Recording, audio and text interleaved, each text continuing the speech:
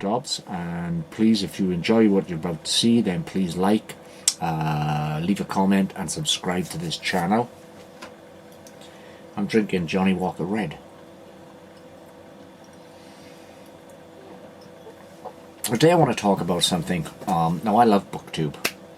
I found some wonderful channels on BookTube which has inspired me to do my own videos such as this. It's difficult to name any favourites of mine because there are so many and I don't want to leave someone out, but Michael K. Vaughan's BookTube channel, which goes by the name of Michael K. Vaughan, is probably one of my favourites of all the BookTube channels that I watch quite regularly, and I do watch a lot. I mean, there's The West is Best with Thomas McNulty, who's written a score of westerns himself, but also the best-selling, well, the only Errol Flynn biography you'll ever need. But anyway, let's go back to Michael K. Vaughan for a moment.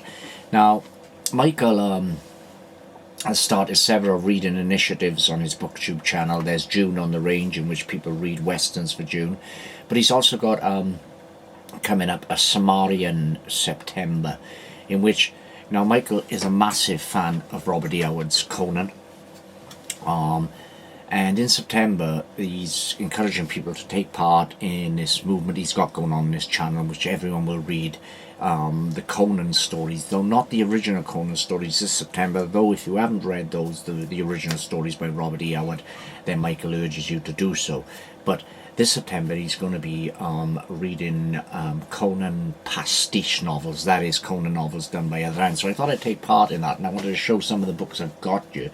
Now, I've got 2 volumes of the Conan Chronicles by Robert Jordan. Robert Jordan, of course, is the author of the massively successful Wheel of Time series, but I've got 2 volumes of this collected editions, and these were published by Orbit back in 1996. So you've got 3 of Michael Jordan's Conan novels in here. You've got Conan the Invincible, Conan the Defender, and Conan the Unconquered.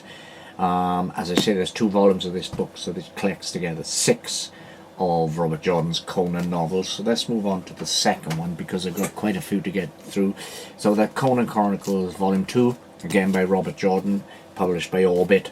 And this collects the novels Conan the Magnificent, and Conan right towards the end it's got Conan the Destroyer. Now, what's interesting here is this is billed as the Conan Chronicles Volume 2 by Robert Jordan, and yet Conan the Indestructible, I've got that on a paperback somewhere. That's actually written by L. Sprague de Camp. So Conan the Destroyer, which is the last story in this, is actually written by L. Sprague de Camp. And the section before that, which is credited as Sprague de Camp, is called Conan the Indestructible, and that's basically an essay by Sprague de Camp on Conan. So I'll read you the opening of the essay, and it says, "The greatest hero of the Magi-Hyperion age was a northern barbarian, Conan the Cimmerian. About whose deeds a cycle of legend revolves. While these legends are largely based on the arrested fact of Conan's life, some tales are inconsistent with others, so we must reconcile the contradictions in the saga as best we can." And that essay then goes on to give some understanding of the entire Conan series, because, as I say, Robert E. Howard's Conan output is far less than the other authors who have taken on the novel. So let me have a look. I'm going to show you now a few more of my own vintage paperbacks about Conan written by other hands. So the first I want to show you is Conan the Rebel. This was book 19 in the series, which was published in the UK by Sphere Books. And so we've just got the copyright years. This was first published in Great Britain by Sphere Books 1984, so this may not have even had a US edition, because I know the original US Lancer Conan books went up to 12, was it 12, or maybe a little more? I think it was 12. Night lay heavy on Stygia. Where the great river emptied into its bay, no whispers of wind came off the ocean beyond. The sky was hazed, so that only a few stars glimmered in sight above Kemi. And it was as if they were embers of the furnace heat, which the stones of the city still radiated after day had long departed. Out the walls lifted sheer to hold off any coolness the sea might have sent, even as they held off the world from the secret doings within. Around these iron-gated cliffs, watchtowers reared higher, Yet the battlements like teeth bared at heaven. The streets beneath were gaps of blackness, silent, deserted, save where a sacred python rattled scales dryly over the pavement in search of prey, or footfalls, padded of someone from whom it slithered back with the hiss of alarm. Now that's purple prose. I think it was 12.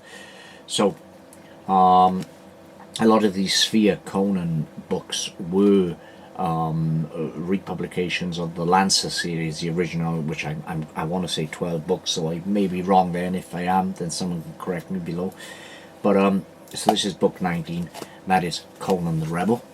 Then we're going to come up with Conan of Aquilonia, which is book 12 in the series, and this sees Conan as a barbarian king. So this is one of the in the cycle, the way that Lancer originally published it. This would have been the last book, so it would have been the final stages of Conan's life. So that's Conan of Aquilonia.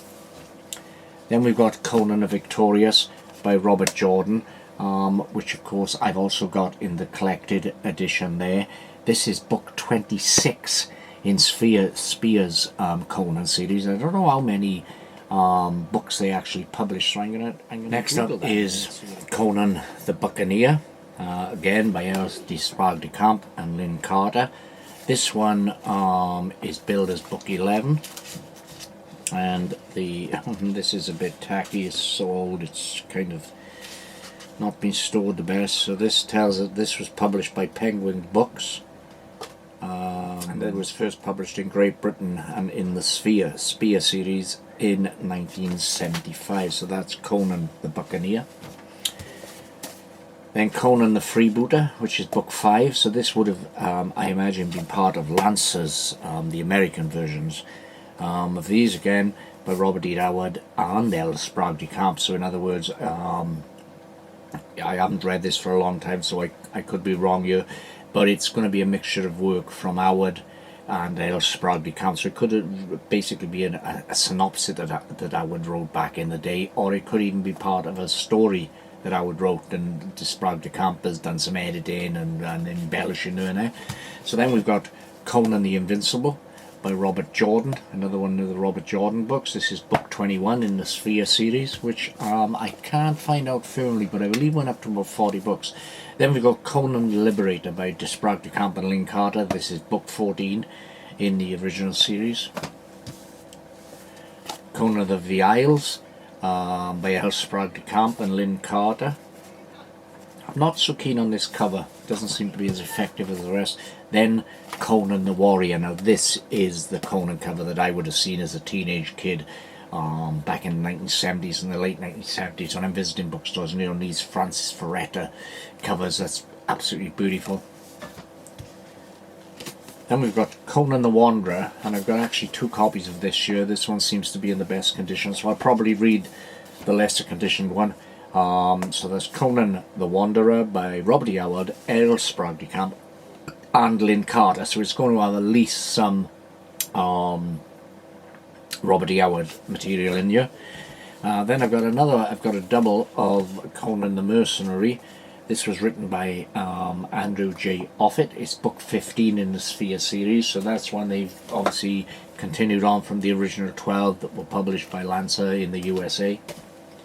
Then Conan the Swordsman by Els Sprague de Camp, Lynn Carter and Bjorn Nyberg. This is book 13 in the Sphere series of the Conan books. Lovely.